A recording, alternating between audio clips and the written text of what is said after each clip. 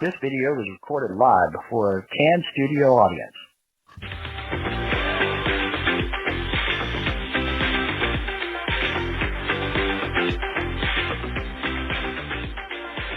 It's Friday Night Movie Reviews, and here they are, Chris and Keith. Hello. Thank you very much. I am Keith. I'm Chris. And this is Friday Night Movie Reviews. Thank you for joining us tonight. We love it whenever you join us because we like for you to watch our videos and we like for you to spend time with us. Tonight we're going to be reviewing a movie that we went and saw over the weekend. And this is a creepy movie. Yeah. Right. And it's not the kind of movie that I generally go see. This is more in the way of Chris here. He usually goes and sees the horror movies. Yep, I'm the slasher king. You know, I see all the blood, the gore, the guts, and this movie has all of it. So right, it does. But this movie really played to me because this movie was based on a video game and based on a horror video game from, I believe it was PlayStation 3, 4? Yeah, it would have been like 2016, I think, when the game came out. Yeah. All right. So, yes, the name of the movie is Until Dawn. Yeah. And we did find it interesting. PlayStation, Sony decided to run a banner like how Marvel does and everything of like all the PlayStation verse, and we were joking, is this the beginning of the PlayStation verse? Is that what they're trying to go for here? Yeah, it kind of seemed that way because they did have like the banner going. They had like different video game things, you know, from their library. So it was pretty interesting to see. And then they had this thing pop up. It had the PlayStation logo on it, and it said PlayStation Productions. Yeah, I'm like, I think pretty much Sony would have been suffice because everybody knows that the PlayStation is Sony. So. Right. But yeah, they really wanted to hammer home that this was a video game movie. Yeah, I believe they did, and it's good that they did because maybe there were a lot of people that don't really know that this game was out there. Yeah. Actually, the people that were working at the theater, the younger people, they had no idea that it was a video game. Right. They had no idea it was a video game. So if you are of the younger generation and you are watching us, the movie Until Dawn is based on a video game, and it's quite a scary video game. So we're going to dive right in here. Until Dawn, it's not one that you want to take the kids to go see because this movie is full of violence, does have some bad language in it. Yeah, no adult content though, as far as those kind of things. That none of that in the movie, so that is lacking for what you would consider like a slasher or horror movie. So that element is not in this film. Right. So if a kid was to walk in, you wouldn't have to worry about them seeing that. But the gore and the violence, on the other hand, do make up for it. Yeah, there is a lot of gore, and it's like cringe gore where it kind of like. Now I've never seen the Saw movies, so you know you guys can peg me to the wall on that one if you want to, but to me it was kind of like not on par with what you would see in like the Saw or Jigsaw movies or whatever. Not on par with that, but it was things that when you saw it, you were just like, oh, yeah. This is more in line with like it's kind of a smash up where it's a slasher movie, but it also has elements like of the Evil Dead franchise where things explode. Right. There's a lot of blood splatter, and it was very reminiscent of that. It does follow the trope of you go somewhere that's secluded, you get a group of people, so it follows the Evil Dead 2 formula. The Evil Dead. I mean, it reminded me a lot of that as well. Yep, and Cabin in the Woods would be another one. Yep. The characters themselves are kind of flat. They're kind of atypical characters. And they do that because this movie follows kind of like a Groundhog's Day formula where you're going to see these kids killed over and over again. That's the Right, premise of the movie. right. But the caveat here is instead of it being the same monster every time, it's something different every single night they're there. Right. That's what really breathes new life into this movie. Yeah. Because it's, like you said, it's kind of a Groundhog Day kind of thing where you're watching this horror movie. Oh no, it's repeating itself, but then I mean, it might be a killer, and then it might be something else, and then something else, and everything is just a total surprise. And like I was saying earlier, there are times when things will happen, and you're just gonna go, it's gonna hurt you. Yeah. Because it's just that. It's that gory. And I was happy because we had a very reactive audience. So every time we were doing that, they were cringing at the screen too. Right. And we weren't the only ones making noise. I find that when you have a reactive audience, especially for a horror movie, it really helps the experience out because everybody's feeling the pain. Yeah. And you're not the only two in there making the noises and stuff. And like, well, maybe I should be more quiet, I guess. Right. And everybody wish they would shut up. Oh, what's wrong with those guys, man?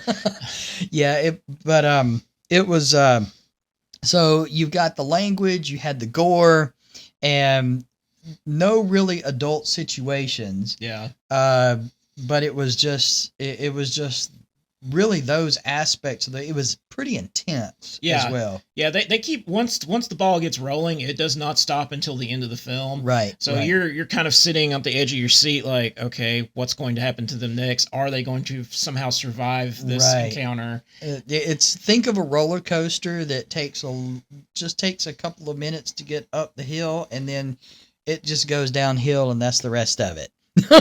That's the roller coaster. It's just one big old huge long hill, and it never lets up. Now, a lot of people that are the Until Dawn video game purists though are like, this is not like the game. I don't understand. This is not like the game at all. Right.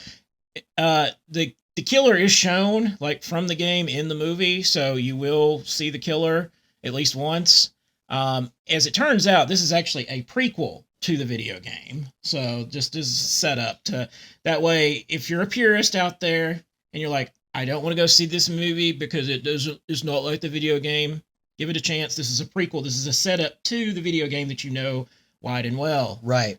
So just understand that there is a possibility, I guess, depending on how much money the movie makes over the next couple of weeks. There's a possibility that it could spur into another like horror franchise, or at least another film. Yep. So there's no end credit scene. We did stay till the very end just to be sure if there was one, so you don't have to waste your time and stay till the end of the movie. Yeah, we stayed all the way until the screen turned black. Because we were like, maybe there's something, because this is the kind of movie where you kind of almost suspect that there would be something. Right. Because it is a video game instead of it just being a horror movie that's just like a brand new thing. Right. I mean, even something just jumping out at the screen and going, ah! Yeah, I would have been fine with that too. Yeah. That would have been something, but no, there's nothing. So you got the gore aspect, you have the language aspect, no adult situations, which is strange for a horror movie, and which is even really kind of strange for the video game, because the video game had some adult kind of situations in it as well, which is a good warning for you guys who haven't played the game. If you have kids, you don't really want to play the game around your kids, because there's language, there's gore, there's horror and intensity, and there's some adult situations in there as well. So, I mean, that was one thing that was lacking from the movie. That really surprised me. Yeah, I kept thinking, because you have this very overly masculine. You always have that overly masculine character, like the stereotypic like jock athlete, even though he really wasn't either one of those two things. Yeah, he was more of a brainiac this time. Yeah, he was a brainiac. He kept saying that he was a psych major. Sorry if that's a minor spoiler, but he was kind of, macho. He was more macho than the other guy. Yeah. So I'm like, okay, so he's that archetype. So I'm waiting for him and his girlfriend for one of those scenes to possibly happen. And I'm like, it never happened. And it never happened. Yeah. Which is really strange. Which was, for a horror movie, it was really strange. I mean, maybe they're kind of maybe they're starting to steer away from that kind of thing. Yeah, I don't know. And if this is really like the start of like the PlayStation verse, maybe that's why they're trying to avoid that kind of thing, because they don't want that associated with it. So. Right. That's a possibility as well. Okay, so let's get into kind of what the basic premise of the movie was. So this group of young people, we're not going to tell you anything that you're not going to really see or be able to get from the trailer. All right. So this group of young kids end up going out to this town. All right. I'm going to kind of give one thing away. One of the young people is looking for her sister. Yeah, and they do kind of vaguely mention that in the trailer, so that's not a spoiler. So they're actually not, this isn't just like a normal vacation trip. They're actually trying to heal her, to bring her to like her sister's last known location, to kind of get her used to the fact your sister's gone. Right. You know, you're not going to find her, that kind of thing. And yeah, that's what they're trying to do. But she is literally trying to find going to try and find her sister, who went missing a year ago. Yep. So you have that aspect of the movie, and they end up, they stop at a store to get gas, or actually they stop because it's, they recognize the store from one of her selfies and from a video that she sent to her sister. So they're at this store, and they the clerk at the store guides them into the direction. Oh, you must be going to the town of Glore. Yep. He's basically, he acts as kind of exposition, and he's like the harbinger of the film, giving them pause, like, hey, maybe you shouldn't go there. Bad stuff's happened. Exactly. Yeah. People have disappeared. That's classic horror movie trope right there, is you always have a harbinger that says, it's a death curse, that kind of thing. Right. Exactly. Stay out of the marsh. Anybody who's been in the monster plantation. Yep. So anyway, they end up going towards this town of Glore, and they come to a welcome center, and that's where everything starts to go down, and that's where everything starts to really just plummet downhill. Yeah, and luckily the trailers doesn't reveal a lot of the really like shocking jump moments in the film. I'm glad that they held back and didn't give you those nuggets, because we were generally surprised and shocked and happy. We're like, oh, I didn't see that coming. Like, we were expecting the movie to be one way, but then they did that. There were some twists. Yeah. Some plot twists in it. There were some true to life jump scares. Oh yeah. In the film. I mean, ones that made me jump, and I usually don't jump. Yeah, I don't either at horror films. But yeah, there were some that were like, oh. And then, of course, you had the moments where it was like extremely gory, and you're just like, oh. So, you've got a lot of different aspects going on with this film. And it was, like we said earlier, it was intense from the time it gets started until it ends. Yep. And even when it ends and gives the final scene, you're just like, it's one of those that ends, and you're kind of like, well, what happens next? Yeah, what happens next? And they don't give you all the answers too, which is nice. They don't just spoon feed you. This is one of those ones that leaves you with lingering questions, necessarily kind of maybe baiting you for a sequel, as any good horror movie does. Right. I really like that aspect where You need some of that, where it garners conversations about the film, and this is one of those ones that you need to go back and watch again, because I'm sure there's things that I missed. I know that they probably put more Easter eggs into this movie that I'm not aware of. Now I will give one thing away. I'm going to give one spoiler. Okay. When they go into the welcome center, they come up to a bulletin board that has a bunch of pictures on it.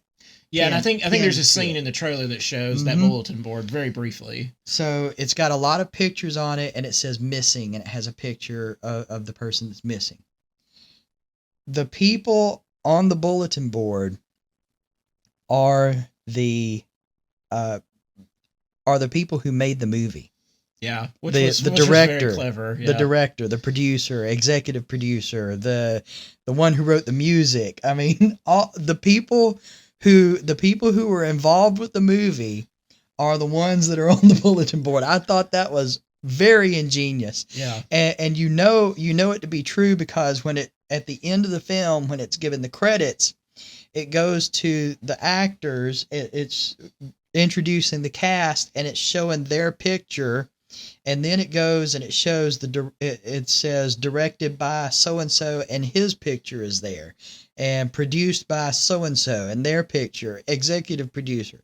So you know it's these people that are up on the board because it's showing them on the end credits. It's really, really great the way they did that. I thought that was really cool. Yeah, so this is people that really pay attention to the craft, and I really appreciate that as something for you to go back and look for. Like, oh, okay, maybe I didn't see that the first time. Yeah, that's the Easter egg kind of stuff that we're talking about with this movie. Yeah, and I'm sure that there's more stuff sprinkled all throughout the film.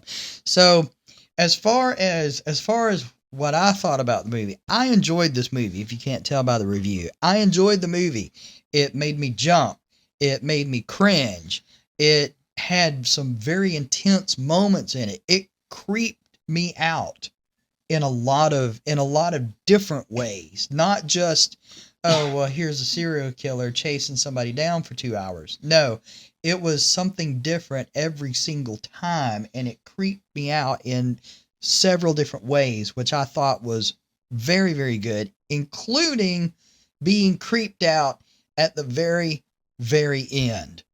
Yeah. That. I mean, it was without giving anything away. It was. I really enjoyed it. I enjoyed playing the video game, and I'm not a video game purist, but I mean, this one to me.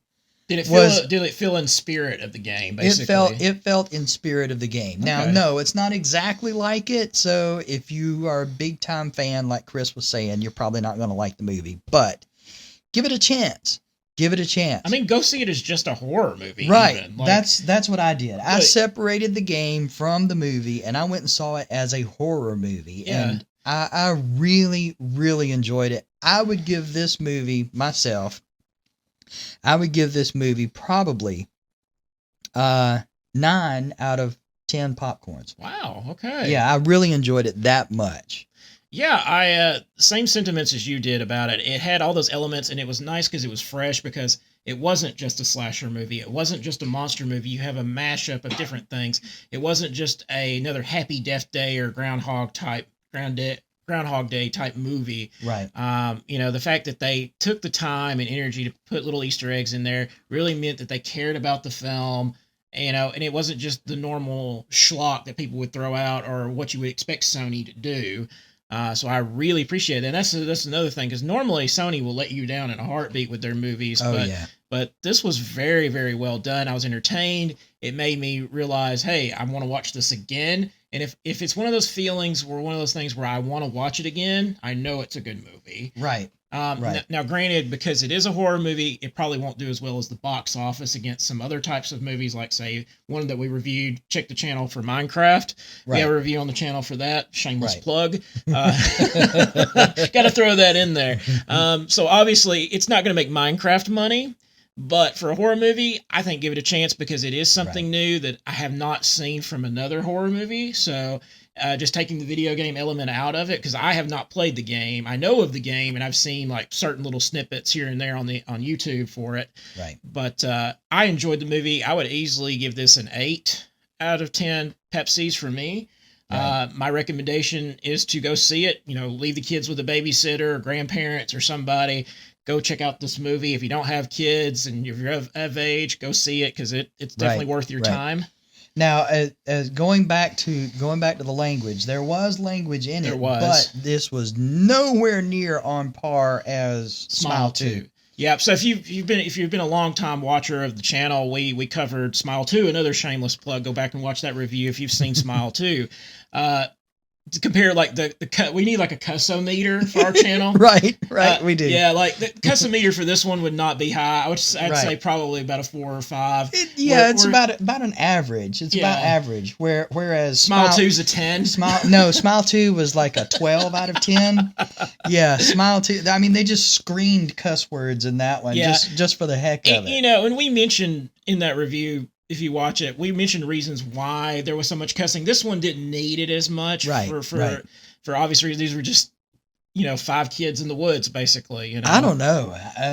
I would have to say that if I was in that situation, I'd probably just be screaming cuss words too. Yeah. I mean, honestly, honestly, it was terrible. It wasn't just for the sake of cussing either. Like when they do cuss in the movie, if somebody's coming at you with a bladed weapon, I think, or are you seeing somebody being snapped in half? Yeah, I think your reaction is going to be a bad word. Bad word. Yeah, I don't think you're just going to be like, "Golly jeepers, Batman!" You know? Right.